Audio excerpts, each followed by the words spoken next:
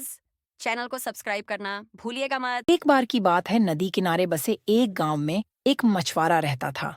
मछुआरा हमेशा से ही नदी से मछली पकड़कर बेचा करता था। उसके पास एक साधारण जाल था। एक दिन उसने मछली पकड़ने के लिए नदी पर जाल फेंका। घंटों तक नदी के किनारे धैर्यपूर्वक प्रतीक्षा करने के बाद मछुआरे को अंततः अपने जाल में खिंचाव महसूस हुआ। अपनी आंखों में उत्साह के साथ उसने जाल खींचा और देखा कि एक शानदार सुनहरी मछली उसके जाल में छटपटा रही है। मछली सूरज की रोशनी में सोने की तरह चमक रही थी। उसके सुनहरे रंग बहुत ही मनमोहक था। घंटों की अपने परिश्रम से वह थकित और भूखा था। उसने उस मछली को अपना भोजन बनाने का फैसला किया। मछुआरे ने कुछ लकड़ियां इकट्ठी की और पास के जंगल में आग जलाया। जैसे ही आग की लपटें नाचने लगीं और चटकने लगीं, उसने सुनहरी मछली पकाने की तैयारी कर ली। हालांकि मछली सांस लेने के लिए संघर्ष कर रहा था। तभी सुनहरी मछली धीमी आवाज में डर के बोला।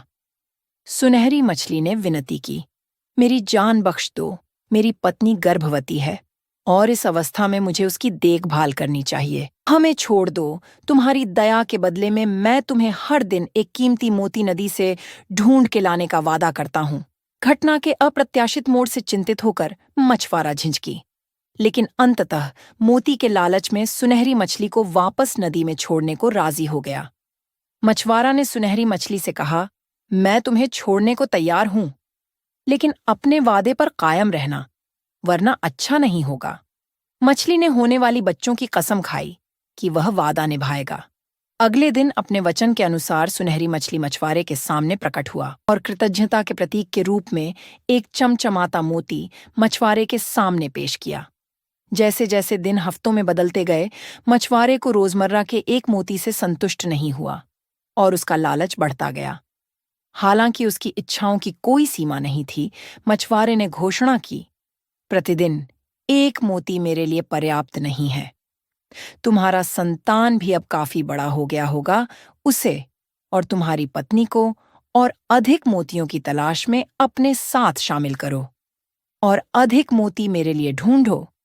अनिच्छा से सुनहरी मछली सहमत हो गई और जल्द ही मछुआरे के पास सुनहरी मछली का एक छोटा सा परिवार लगन से उसके लिए मोती इकट्ठा कर रहा था।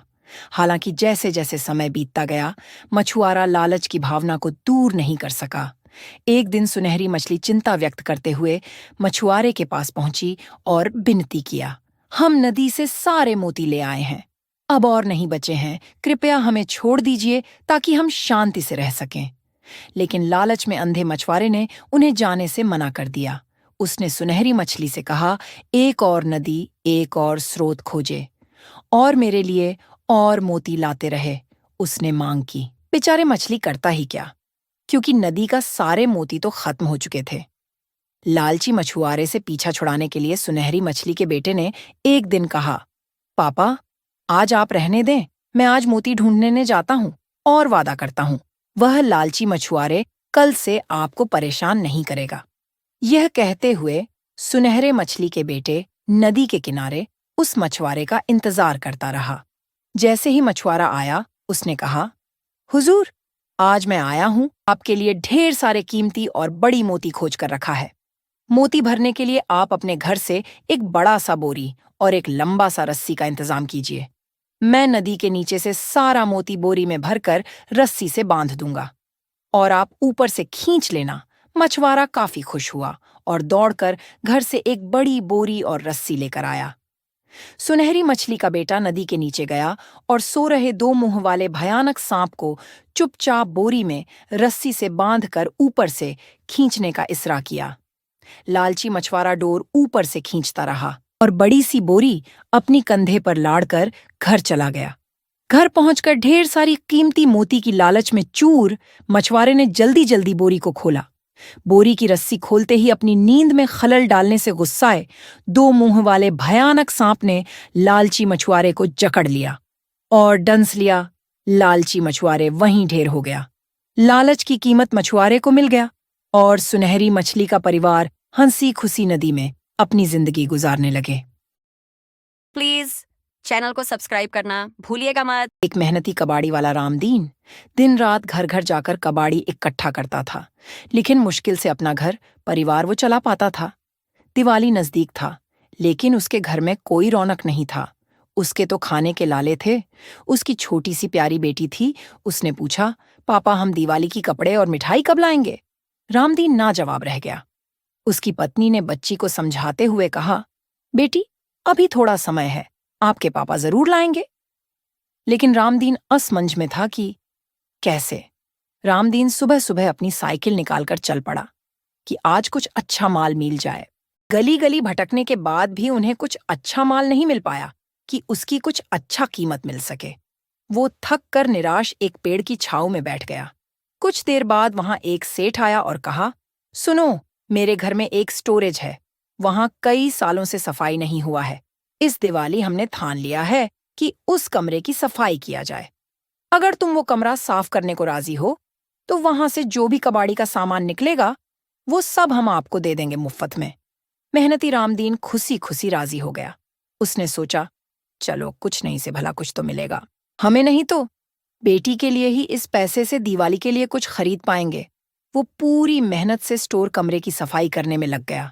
वहां से जो भी पुराना सामान इकट्ठा हुआ, रामदीन अपने साइकिल में लाद कर निकल गया। रात काफी हो चुका था, इसलिए रामदीन सीधे अपने घर की ओर निकल गया। उसने सोचा, आज रात घर में ही सारे माल को छांट लेंगे और कल ले जाकर कबाड़ी गोदाम में बेच दूंगा। वो रात भर कबाड़ी छांट रहा था। उसे कबाड़ी में कुछ कागज भी मिला। उसने ध्यान से देखा तो वो कुछ जरूरी प्रॉपर्टी के कागजात जैसा लगा। वो हैरान रह गया। वो बहुत पुरानी थी, जैसे पुश्तैनी जमीन की हो। वो सुबह सुबह वो कागजात लेकर सेठ के पास चला गया और कहा, सेठ जी, हमें आपकी कमरे से कुछ कागजात मिला है। लगता है कोई जरूरी प्रॉपर्टी के कागजात है। मैं यहाँ उसे आपको लौटने आया हूँ।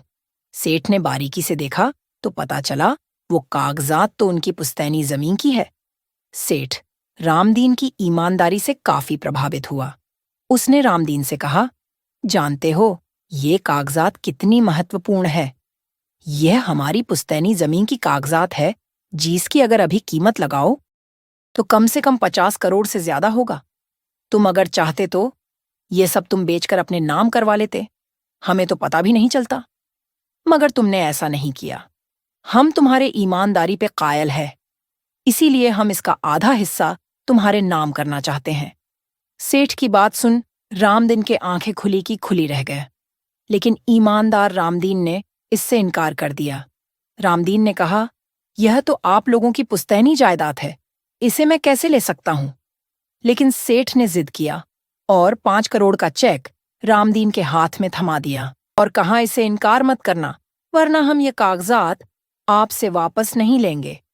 देखते ही देखते रामदीन करोड़पति बन गया था।